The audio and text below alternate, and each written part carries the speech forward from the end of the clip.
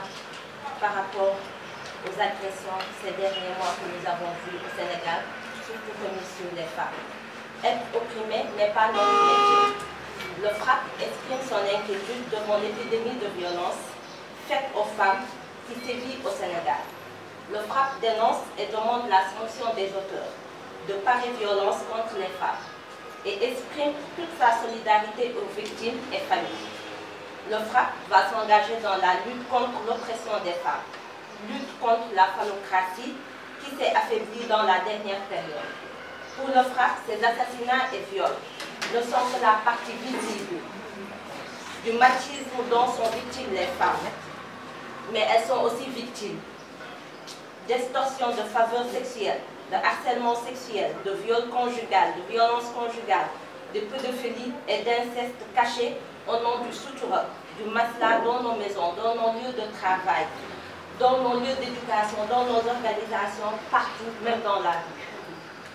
Cette insécurité des femmes sénégalaises a lieu à un moment marqué par une insécurité généralisée que nous avons remarqué tous, par des rapts d'assassinats, rapts d'enfants, disparitions, assassinat des personnes vivant avec handicap, viol avec violence. Cette situation d'insécurité est le résultat de l'approvissement de l'État du Sénégal. Approvissement qui fait qu'au lieu d'un policier pour 1000 habitants, nous avons un policier pour 5000 habitants. Option néocoloniale, antidémocratique, qui fait que les populations sont désorganisées sur le plan sécuritaire. Or, un peuple conscient ne confierait jamais sa sécurité à un groupe d'individus, quelles que soient leurs compétences. Les peuples sérieux assument eux-mêmes leur sécurité, disait Thomas Sankara. Voilà pourquoi le FRAPP invite les populations à l'auto-organisation dans les quartiers, dans les villages, pour assurer elles-mêmes leur sécurité. Mais au-delà de ça, assurer leur assainissement, leur santé, leur éducation, leur distribution, leur alimentation, mais aussi leur solidarité. Car l'État du Sénégal est incapable de les protéger. Cet État n'est capable que de gazer des manifestants et d'emprisonner des résistants.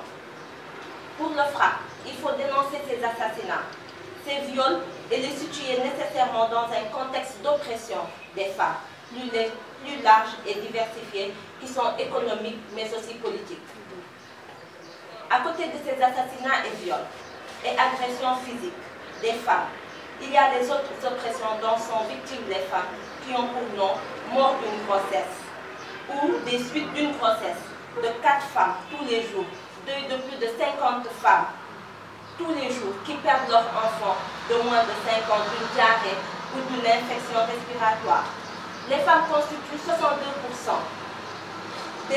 dont 54% d'analphabètes. Mais malheureusement, seuls 24% sont fonctionnaires. Sont des femmes dans un pays où les femmes dans un pays constituent plus de 50% de la population sénégalaise. Mais aussi, n'oublions pas les exploitations des travailleuses domestiques. C'est pourquoi le FRAPP encourage les Sénégalais, particulièrement les Sénégalaises, à s'engager dans la lutte contre les options politiques qui créent les situations décrites plus haut. Cette épidémie de violence faite aux femmes est pour le FRAPP le résultat d'une dégradation de la situation économique et sociale de la femme sénégalaise en 2019. Le FRAPP estime que la lutte contre l'oppression des femmes et la lutte contre l'oppression néocoloniale doivent aller ensemble, car les deux oppressions s'alimentent et se renforcent. C'est pourquoi les femmes sénégalaises doivent être les dignes héritières des Ndakeyal, des Alioune Sitoé Diatta, des Yacine Boubou, qui refusaient à la fois l'oppression patriarcale, mais aussi l'oppression impérialiste. Pour vous dire aussi que nous assisterons à la marche du 25, qui sera organisée par nos amis, nos camarades, à la place de l'Obélisque à partir de 10 h. Suivi, je pense que c'est un sit-in, à la place de l'Obélisque. Nous invitons tout le monde à nous